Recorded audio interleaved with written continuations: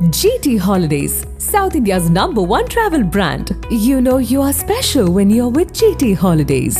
கவலையின்றி சுவாசியுங்கள். உலகின் தலை சிறந்த மருத்துவர்கள் நுரையீரல் புற்றுநோய் சிகிச்சை அளிக்கிறார்கள்.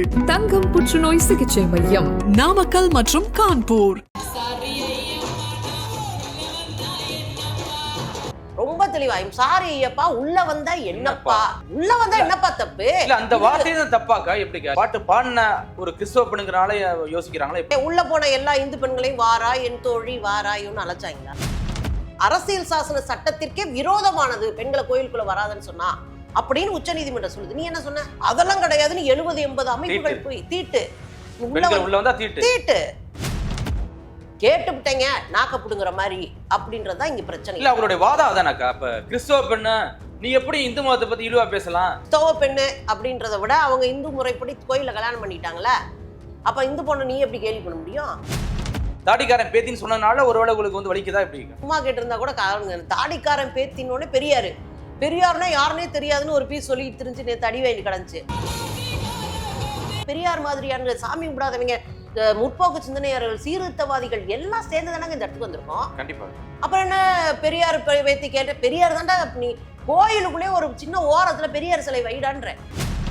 கரிகராசனம் ஐயப்பனை பத்தி பாடினா அப்படி இருக்கும். அப்படி இருக்கு அப்படியே. எல்லா ஈஸ்வரியம்மா கிறிஸ்தவங்க அவங்க பாடினாங்கன்னா செல்லாத்தா செல்ல மாரியாத்தான்னு அவங்க பாடினாதான் கூழ் ஊத்துறதுக்கு அப்படி இருக்கும். சும்மா இருக்க பெண்களுக்கு அப்படியே சாமி ஆடுவாங்க. அவங்க தானா நீ கிறிஸ்தவ கும்பல ஏன் பாடுறன்னு சொல்லு. புராணங்கள் இதிகாசங்கள்லாம் நம்மளை அடிமையா வச்சிருக்கிறான். மனு தர்மத்துல நம்மளை கேவலப்படுத்துறான். நீங்கெல்லாம் வந்து பாப்பானுக்கு வப்பாட்டி பிள்ளைங்கன்னு சொல்றான். ஸோ இவ்வளவு சொல்ல பிறகும் 1000 ரூபா பொருள் 100 ரூபாய், 100 ரூபா பொருள் 5 ரூபாய். ஆமாங்க, உங்கள் கிங் டிவி 200 கோடி பார்வையாளர்களை கடந்து பயணிப்பதால் யூடியூப் ஷாப்பிங் அனுபவத்தை கொடுத்திருக்கிறது. பிளிப்கார்ட், மிந்த்ராவில் 90% ஆஃபர், 70% ஆஃபர், 60% ஆஃபர்னு நம்ம கிங் டிவி வியூவர்ஸ்க்கு அள்ளி தராங்க. இதில் டேக் ப்ராடக்ட்ங்கிற இடத்தை கிளிக் பண்ணுங்க. உங்களுக்கு பிடிச்ச ப்ராடக்டை இன்றே ஆர்டர் செய்து இந்த சந்தோஷத்தை கொண்டாடுங்கள். கிங் டிவி நேயர்களுக்கு வணக்கம். இன்றைய சிறப்பு நேயர்களை நம்மோடு இணைந்திருக்கும் சிறப்பு விருந்தினர் பேராசிரியர் சுந்தரவழி அவர்கள். அக்கா வணக்கம். வணக்கம் தம்பி, எப்படி இருக்கீங்க? ரொம்ப நல்லா இருக்கேன். ஒரு 5-6 வருஷம் இருக்குமாக்கா அந்த பாட்டு வெளியாகி. இப்போ வந்து பிரச்சனையை கூட்ட வேண்டிய காரணம் என்ன? இசைவாணி வந்து கைது பண்ணணும் அப்படின்னு சொல்லி நேற்று ஃபுல்லாக பார்த்தீங்கன்னா கமிஷன் ஆஃபீஸில் ஒரே கம்ப்ளைண்ட்டாக போணுச்சு. சேகர்பாபு அவர்களும் உடனடியாக இதுக்கு வந்து பதில் சொல்லணும், இசைவாணி அரெஸ்ட் பண்ண சொல்லி ஒரே கம்ப்ளைண்ட் பெருசாக போயிட்டு இருக்கு. எதுக்கு அந்த புது ஆரம்ப இப்போ கிளம்புடைய காரணம் என்ன? இல்ல சேகர்பாபு அவர்கள் பதில் சொல்லணுன்றதை விட பினராயி விஜயன் பதில் சொல்லணும்னு கிளப்பியிருக்கலாம். ஆமா, ஏன்னா அங்க பதில் சொல்ல வேண்டியது அவர் தானே. அதை சொல்லியிருந்தா பரவாயில்ல. சங்கிகளுக்கு வேலை கிடையாது. அவன் ஒரு வேலை இல்லாத வெட்டி பிசுங்க சங்கிகள்லாம். அவங்கள பொறுத்த வரையும் அரசியல் பண்ண முடியல தமிழ்நாட்டில். அதுக்கு பெரிய காரணம் இங்க பெரிய சமூக நீதி நோக்கோடு ஒரு நல்ல அரசு, ஒரு கூட்டணி அரசு ஓடிக்கிட்டு இருக்கு. இது அவங்களால தாங்க முடியல. அதனால எப்பவுமே இது இசைவாணிக்கு மட்டும் இல்ல, நீங்க கருப்பர் கூட்டத்துல என்ன நடந்துச்சு நாத்திகனுக்கு? 8 மாசம் 10 மாசத்துக்கு முன்னாடி போட்ட வீடியோ தூக்கிட்டு வந்து தானே அரெஸ்ட் பண்ணாங்க 10 மாசம் கழிச்சு. ஆமா, இது 6 வருஷம் கழிச்சு இப்ப யோசிச்சிருப்பாங்க. இவங்க எப்பவுமே வந்து லேட்டா வந்து தான் இது பண்ணுவான், ஆனா ரொம்ப இது பண்ணுவாங்க. அப்பப்ப ரியாக்ட் பண்ண மாட்டாங்க, அப்பப்போ பார்க்க மாட்டாங்க, அவன் பொழப்ப பார்த்துட்டு இருப்பான்.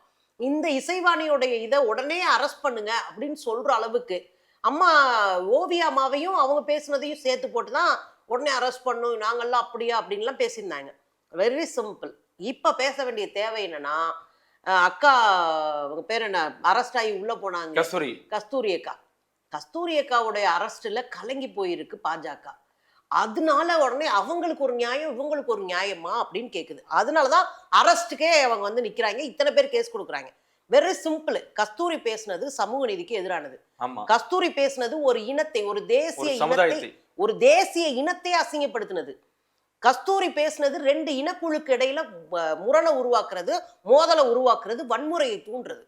கஸ்தூரி பேசுனது அயோக்கியத்தனமான ஒரு வரலாறுல இல்லாத ஒரு வரலாறு. அதுவா ஓட்டி விட்டு உட்காந்து பாத்ரூம்ல உட்காந்து எழுதிட்டு வந்த வரலாறு. ஸோ இதெல்லாம் வச்சுக்கிட்டு அவங்க பேசுனது அப்ப இன்னொன்னு கூட சொல்லுவானுங்க, சவுக்கு சங்கருக்கு ஒண்ணுன்னா துடிச்சு போவாங்களே பிஜேபிக்காரன் காவி பயலுக்கு அப்புறம். என்னடான்னு கேட்டா கருத்துரிமை சரகு அப்படியே கருகி போச்சான். யாரு நீதிபதி சொல்றாரு, சவுக்கு சங்கர் பேசுன கருத்துரிமை சிறகுகள் கருகி போச்சு. எது நீதிபதி ஒருத்தர் கைம்பெண்ணை ஒரு பொண்ணை வந்து அழகான கைம்பெண்களை வேலைக்கு வச்சுட்டு அவங்கள பாலியலா பயன்படுத்துறாங்கன்றது தான் கருத்துரிமையா?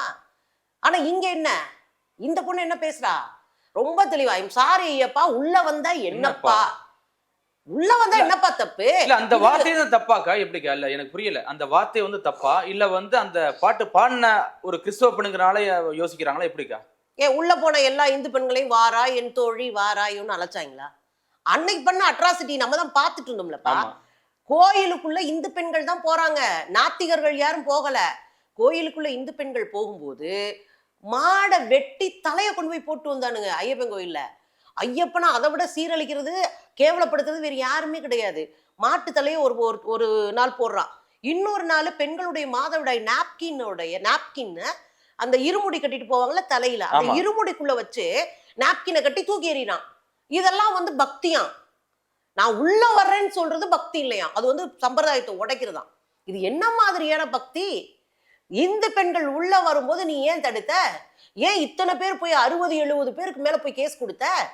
உச்ச நீதிமன்றம் சொல்லுது அரசியல் சாசன சட்டத்திற்கே விரோதமானது பெண்களை கோயிலுக்குள்ள வராதுன்னு சொன்னா அப்படின்னு உச்ச நீதிமன்றம் சொல்லுது. நீ என்ன சொன்ன?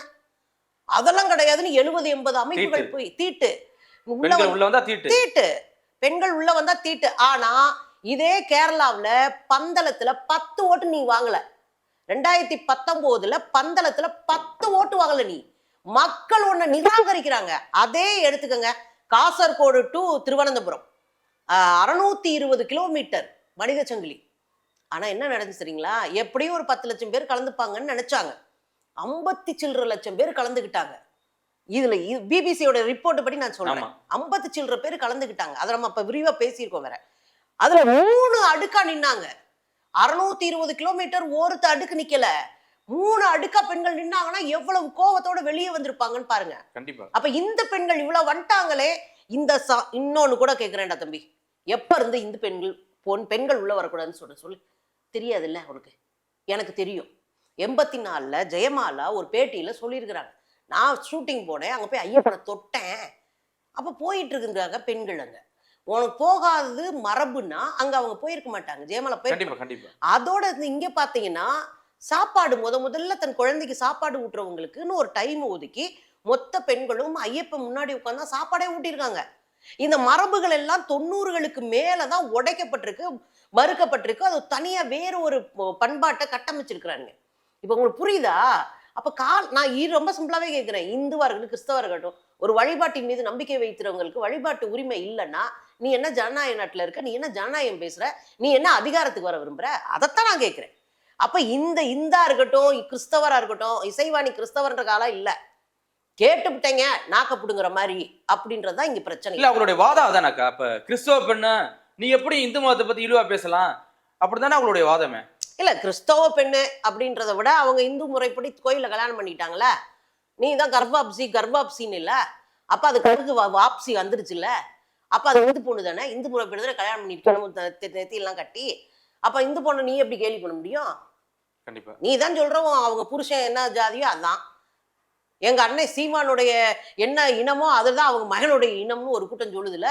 அப்ப அங்க மட்டும் நல்லதா வந்துருமா? இப்ப இவங்க வீட்டுக்காரர் இந்தா இருந்தா இந்த பொண்ணு இந்தவா இருக்குல்ல. நீங்க உரிமையை கேட்கறதுக்கு இந்து சந்து பொந்தெல்லாம் தேவையில்லைங்க.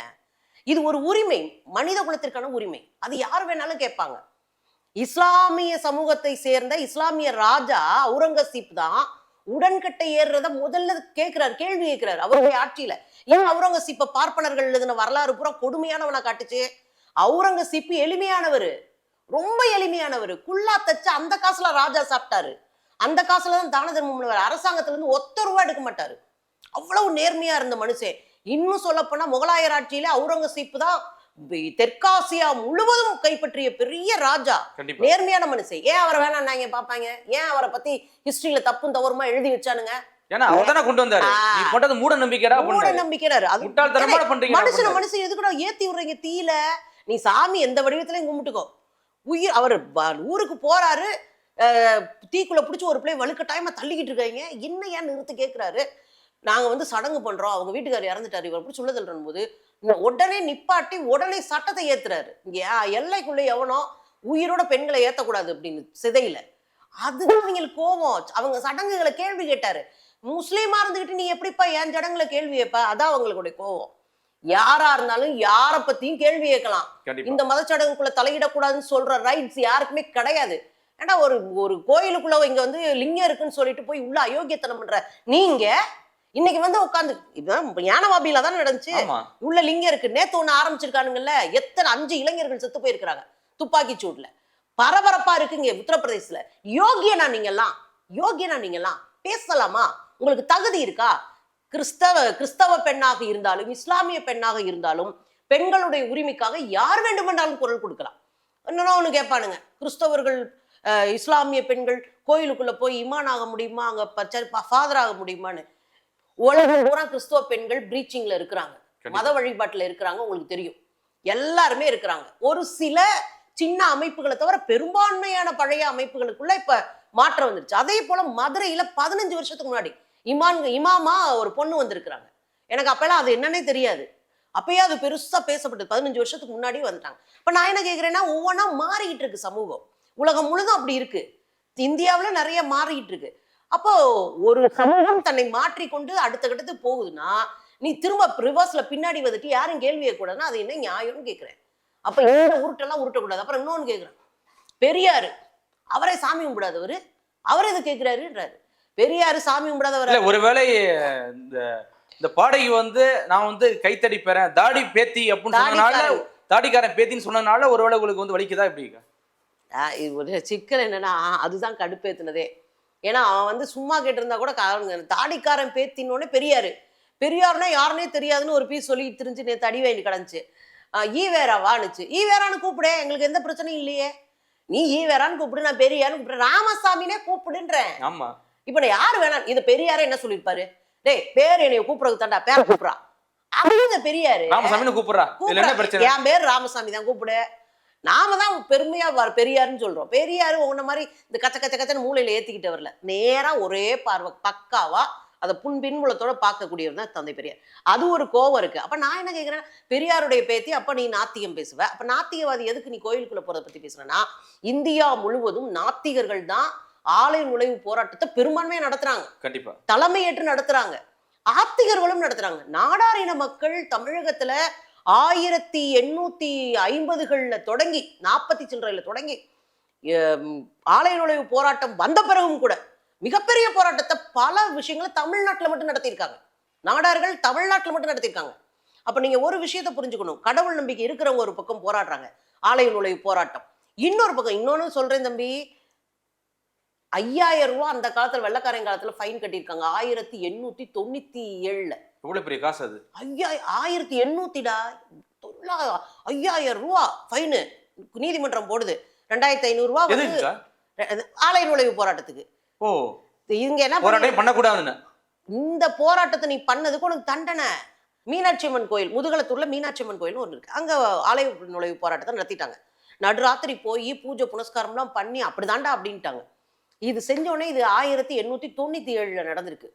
முடிச்ச உடனே இது கேஸ் ஆகுது. வெள்ளக்காரங்க அப்ப வந்து ஆட்சியில இருக்கான். அவன் என்ன சொல்றான்னா, பெரும்பான்மை மக்களுடைய உணர்வுகளை ஏத்துக்குவான் வெள்ளக்காரன். அப்போ தீட்டாயிடுச்சு அப்படின்னு உள்ள போய் கேஸ போட்டவங்களை பார்த்தா 2500 ரூபா வந்து தீட்டு கழிக்க ஃபைனுடா. 2500 ரூபா தீட்டு கழிக்க. 2500 ரூபா இந்த மக்களுடைய மன உளைச்சல் ஆயிடுச்சு, அதுக்காக அவதாரம். அப்ப 5000 ரூபா, 5000 ரூபான்றது பல கோடி ரூபா. ஆமா, அத வந்து தஞ்சாவூர்ல இருக்கிற ஒரு பெரிய மனுஷன் கட்டியிருக்காரு நாடார் சமூக மக்களுக்காக. அப்ப உங்களுக்கு புரியுதா? இதெல்லாம் சும்மா வரல. கேள்வி கேட்டு அடிச்சு ஆடி பிரச்சனையை உண்டாக்கி கொண்டு வந்திருக்கிறோம். நீ வைக்கம் 100வது வருஷம் ஆச்சு. எப்படி வந்தது? 52,000 பேருகிட்ட போய் கையெழுத்து வாங்குறாரு பெரியாரு. பெரியார் எடுத்தவங்க ஒருத்தர் போய் ஒரு இடத்துல உட்காந்துட்டு போராட்டம் பண்ணல. ஒட்டுமொத்த மக்களை திரட்டி வைக்கத்துல பார்ப்பன ஆதிக்கத்துக்கு எதிராக நின்று போராடின பிறகுதான் வைக்கம் தெருவுக்குள்ள அக்ரஹாரம் இதுக்குள்ள யாரும் வரக்கூடாது அப்படின்னு சொல்லிட்டு இருந்த இந்த மரபுகளை எல்லாம் உடைச்சிட்டு எல்லாரும் உள்ளவாடா, எல்லா தெருவுல எல்லாரும் போகலாம். நீ போறோமா? நம்ம கண்டிப்பா கோயிலுக்கு வெளியே நம்மளை நிப்பாட்டிருந்த 1939 வரைக்கும் கோயிலுக்கு வெளியே நின்னோம். கோபுர தரிசனம் கோடி புண்ணியம்னா. ஏண்டா நீ வா கோபுரத்தை தரிசனம் பண்ணிட்டு இப்படியே கிளம்புனா நாங்க இதுக்கே பிறந்திருக்கோம் அவாலாம் அப்படின்னா. இதை வந்து மாத்துறதுக்கு பெரிய போராட்டம் பண்ணி தொடர் போராட்டங்களை பண்ணி 1939 தான் ராஜாஜி இந்த சட்டத்தை கொண்டு வர்றாரு. அதுலயும் பல ஓட்டைகள் இருக்கு. அரசு நினைச்சா யார வேணாலும் உள்ள விடலாம், அரசு நினைச்சா யார வேணாலும் யார் மேல வேணாலும் உள்ள போறவங்க மேல கேஸ் போடலாம் அப்படி இருந்துச்சு அந்த சட்டம். அது பெரியார் எதுக்குறாரு.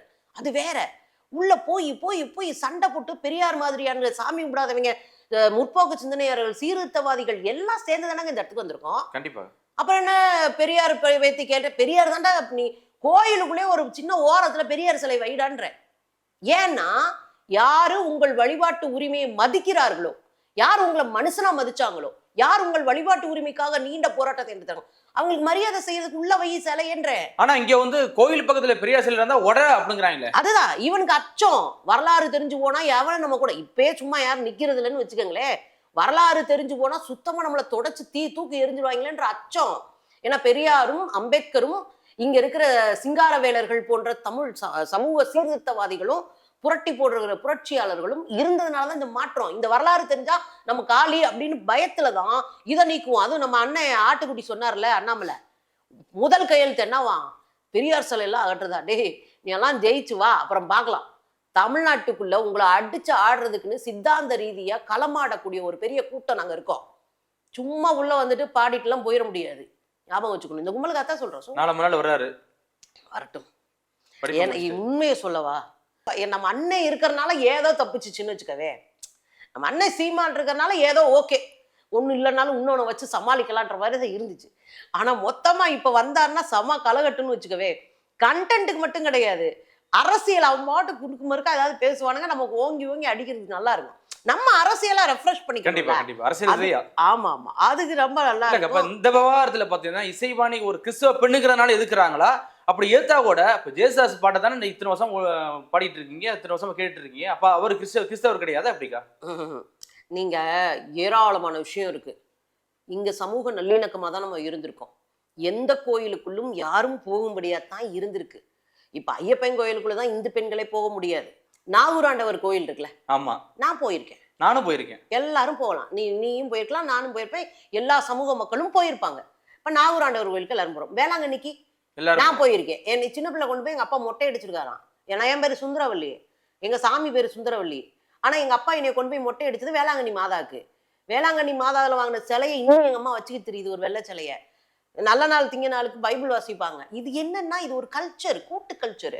இங்க இருக்கிற கிறிஸ்தவ மதம் அப்படியே இந்து மதம், இங்க இருக்கிற எல்லாமே கிட்டத்தட்ட ஒரே இருக்கும். நீங்க தேரை இழுத்துட்டு வர்றீங்க, இவங்க சப்பரம் இழுத்துட்டு வருவாங்க, இங்க சந்தன கூட்டுல ஒரு தேர் வரும். இது எல்லாம் ஒரே மாதிரியான கல்ச்சர். அந்த ஒற்றுமை உருவாகுது. அந்த மக்களுக்கான வடிவம் தான். இப்படித்தான் என் மண்ணுல பழக்கப்பட்டிருக்கோம், இப்படித்தான் நாங்க இருந்திருக்கோம். நீங்க இவங்க வேற சாதி, இவங்க வேற சாதி, இவங்க வேற மதம், இவங்க வேற மதம் நாங்க எனக்கு நினைவு தெரிஞ்சு நான் கத்துக்கல. அப்படி எனக்கு சொல்லவும் இல்லை. சாதி விஷயங்கள் இருக்கிற ஒழிய மத சார்போட ஒரு பெரிய இஷ்யூ வர்றதுக்கான வாய்ப்பே இல்லை. இது ஒரு பக்கம் இருக்கு. இன்னொரு பக்கம் நீங்க பாத்தீங்கன்னா ஏசுதாஸ் அவர்கள் ஹரிஹராசனம் ஐயப்பனை பத்தி பாடினா அப்படி இருக்கும். அந்த பேஸ் வாய்ஸ் அப்படி இருக்கு அப்படியே. அதே மாதிரி நீங்க இன்னொரு பாத்தீங்கன்னா எல்லாரும் ஈஸ்வரி கிறிஸ்தவங்க. அது எத்தனை பேருக்கு தெரியும்? ஈஸ்வரின்னு நினைச்சுக்கிட்டாங்க அவங்க வாட்டுக்கு. நான் ஊருக்குள்ள பாடினேன். எல்லாரும் ஈஸ்வரி அம்மா கிறிஸ்தவங்க. அவங்க பாடினாங்கன்னா செல்லாத்தா செல்ல மாரியாத்தான்னு அவங்க பாடினாதான் கூழ் ஊத்துறதுக்கு அப்படி இருக்கும். சும்மா இருக்க பெண்களுக்கு அப்படியே சாமி ஆடுவாங்க. அவங்க தானா நீ கிறிஸ்தவ பொம்பளை ஏன் பாடுறன்னு சொல்லு. இப்படி நிறைய சொல்லலாம். நிறைய பாடகர்கள் இருக்காங்க. அவங்க பாட்டை தன்னுடைய தொழிலா வச்சிருக்க மட்டும் இல்ல, எல்லா சமூகத்தோடும் இணக்கமா இருக்காங்க. ஜீசஸ் பாட்டை பாடின அம்மா சுசீலா இருக்கிறாங்க. தேவன் கோயில் மணியோசை பாடின நம்ம இங்க இருக்கிற ஆட்கள் எல்லாமே இருக்கு. எல்லோரும் கொண்டாடுவோம் அப்படின்னு சொல்லி நம்ம, இதுதான் நம்ம பாரம்பரியமே, பண்பாடே தானக்கா. அதுதான் நான் சொல்றேன். நீ ஏன் ஊருக்குள்ள வந்து உட்காந்துக்கிட்டு நீ கிறிஸ்தவா, நீ இந்து, நீ முஸ்லிம்னா, இது எல்லாரும் என் ஊருக்காரங்க, ஏன் பங்காளிங்க, ஏன் சொந்தம் வந்தோம். நீ இங்க வந்து உட்காந்துட்டு பிரிச்சுக்கிட்டு பேசுறியா? எந்த காலத்துல இருந்து எங்களுக்கு சொல்லி கொடுத்துருக்காங்க. எல்லாரும் கொண்டாடுவோம், சிவாஜி பாடும்போது அப்படி இருக்குங்க. நம்ம பண்பாட்டை திரை வடிவத்துல நமக்கு திரும்ப திரும்ப கற்பிச்சாங்க நம்முடைய அறிவு சார்ந்த மக்கள். அதுதான் நம்ம பண்பாடு. அதனால இசைவாணி கிறிஸ்தவங்க அவங்க எப்படி கேட்கலாம் அப்படின்னா, கிறிஸ்தவ பாதிரியார் தான் போய் அங்க போய் மழங்காட்டுல போய் சாதாரண பழங்குடி மக்களுக்கு, உழைக்கிற மக்களுக்கு, புறந்தள்ளப்பட்ட மக்களுக்காக போராடி டானிஸ் சாமியார் கடைசி செத்தாரா? அவர் கிறிஸ்தவர். அங்க இருக்கிற மக்கள் சாமானிய பழங்குடிகள். அவனுக்கு இயேசுவா இருந்தாலும் ஒண்ணுதான், இங்க இருந்தாலும் ஒண்ணுதான். அவன் வாழ்க்கையோட போராடிட்டு இருக்கான். அவங்கள காப்பாத்தி அவங்கள ஃபுல்லா வேற வேற போராட்ட வடிவங்களுக்குள்ள ஒரு கூட்டம் நக்சல்ஸ் வேற, பிஜேபி காரனே ஆயுதம் கொடுத்து பழங்குடிகளை வந்து பலிகடாவாக்கி வச்சிருந்தான். கண்டிப்பா இவன்லாம் பலிகடாவாக்குனா மக்கள் என்ன ஆகும்? அப்ப போய் காப்பாத்துறாரு. அவங்கள படிக்க வைக்கிறாரு, அவங்கள இது பண்றாரு. இப்போ வந்து சாய்பாபா, இப்போ யாருமே வந்து தன்னை இந்த மதம்னு அடையாளப்படுத்திக்கல. நல்லது செய்யறவன் யாரும் நம்ம தன்னை இந்த மதம்னு அடையாளப்படுத்திக்கல. மக்கள் நின்னாங்க. இப்ப அடையாளப்படுத்துறானா என்ன அர்த்தம்னா அவன் யோகியன்னு அர்த்தம். இல்ல இப்ப இவ்வளவு நாள் இல்லாம கிட்டத்தட்ட ஒரு 5-6 வருடம் கழித்து இப்ப வந்து இந்த பிரச்சனை கிளப்ப வேண்டிய காரணம் என்னக்கா? இது திட்டமிட்டு கிளப்புறதுங்க. நீ வந்து இவங்களை கஸ்தூரியை கைது பண்ணிட்ட, உங்க ஆளு இந்த இதை பேசினாங்கல்ல ஓவியா என்ன சொல்லிட்டாங்கன்னா, தேவேந்திர குல வேளாளர்கள்னு சொல்றீங்க, நீங்க தாங்க பேரெல்லாம் மாத்தி வச்சுக்கிறீங்க. தேவேந்திர குல வேளாளர் பல்லர்கள் தான் தேவேந்திர குல வேளாளர்கள் மாத்திருக்கிறாங்க அப்படின்னு அவங்களை பெரும்பான்மையா அழைக்கும்படியாக இப்ப அந்த செட்டப் மாத்திருக்கிறாங்க. நீங்க வேணா தேவேந்திர குல வேளாளர்கள் மாத்திக்கலாம், ஆனா அவன் ஒண்ணு வச்சிருக்கான், நமக்குன்னு ஒரு வரலாறா, நம்ம மேல ஒரு கதையை கட்டுறான், நம்ம மேல ஒரு இழிவை சுமத்துறான், புராணங்கள் இதிகாசங்கள்லாம் நம்மளை அடிமையா வச்சிருக்கிறான், மனு தர்மத்துல நம்மளை கேவலப்படுத்துறான், நீங்கெல்லாம் வந்து பாப்பானுக்கு வப்பாட்டி பிள்ளைங்கன்னு சொல்றான். ஸோ இவ்வளவு சொல்ல பிறகும் இதை உடைக்காம இதை சரி பண்ணாம நீங்க இந்த பக்கம் வளரவே முடியாது, பேரை மாத்திரா மாறாதுன்னு சொல்றாங்க. இதுதான் அவங்க சொன்ன கான்செப்ட். இது எவ்வளவு நேர்மையான கான்செப்ட். இதுக்கு ஓவியாவை ஏன் கைது செய்யவில்லைன்னு. ஓவியா அம்மா யாரையுமே ஒரு துரும்பு கூட அவமானமா பேச மாட்டாங்க. நம்ம கூட டப்பு டப்புன்னு கோவத்துல பேசுவோம், அவங்க அப்படி பேசவே மாட்டாங்க. அறிவு சார்ந்த இயக்கத்துல இருந்து வந்தவங்க, அவங்க ரொம்ப நாளா வந்து மக்களா இருக்காங்க. அவங்க எவ்வளவு தெளிவா பேசியிருப்பாங்க. அவங்கள வந்து சாதி இழிவு பேசுறதா சொன்னாங்க ஓவியா அம்மாவை. இந்த பாப்பாவும் அப்படிதான். ஒரு பாட்டு கலை வடிவங்க, இந்த சமூகத்தை தட்டி எழுப்பணும், மாற்றத்தை செய்யணும், அதுதான் கலைக்கான பொறுப்பு. ஒரு கலைஞனுக்கு அதான் பொறுப்பு. அதைத்தான் இந்த பாப்பா செய்யறா. இப்ப என்ன இவங்களுக்கு பிரச்சனைன்னா, 6 வருஷமா தூங்கிட்டாங்கன்னா இல்ல, அவங்களுக்கு தேவைப்படல இந்த இடத்த எடுக்கிறதுக்கு. இப்போ அவங்களுக்கு அரசியல் இல்ல. அண்ணாமலை ஊர்ல இருக்காரு, இவங்களுக்கு அரசியல் கிடையாது. எச்சராஜா ஒண்ணுத்துக்கு இல்லாம இருக்காங்க. எதிர்பார்த்த உறுப்பினர் பதிவு நடக்கல. அதுலயும் பார்ப்பனர்களுக்கான உரிமைக்கான போராட்டம் பிசுபிசுத்து போச்சு. இங்கிட்டு அண்ணன் அர்ஜுன் சொம்புவோடைய பையன் அரெஸ்ட் ஆகுறான், இங்கிட்டு நம்ம அக்கா கஸ்தூரி அரெஸ்ட் ஆகுது. ஸோ கொலாப்ஸ் ஆகி போச்சு. என்னடா பண்றது சரி பண்ணன்னு பார்த்துட்டு, தூக்குடா இசைவாணி பாட்டை தூக்குடா அப்படின்னு தூக்கிட்டு வந்து நிக்கிறானுங்க. இதுக்கெல்லாம பயப்படுவோம். தெளிவா சொல்றேன், இது கருத்துரிமை. இந்திய அரசியல் சாசன சட்டத்திற்கு எதிரானதுன்னு உச்ச நீதிமன்றம் சொல்லி தீர்ப்பு சொல்லியிருக்கு.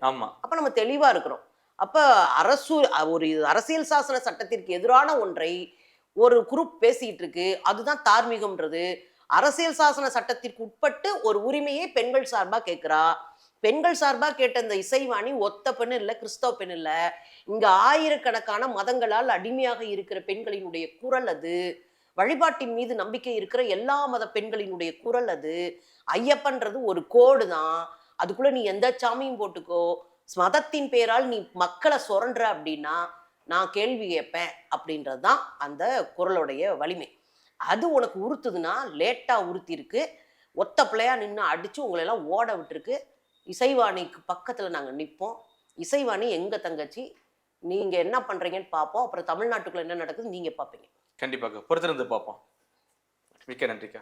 GT Holidays, South India's #1 travel brand. You know you are special when you're with GT Holidays. கவலையின்றி சுவாசியுங்கள். உலகின் தலை சிறந்த மருத்துவர்கள் நுரையீரல் புற்றுநோய் சிகிச்சை அளிக்கிறார்கள். தங்கம் புற்றுநோய் சிகிச்சை மையம், நாமக்கல் மற்றும் கான்பூர்.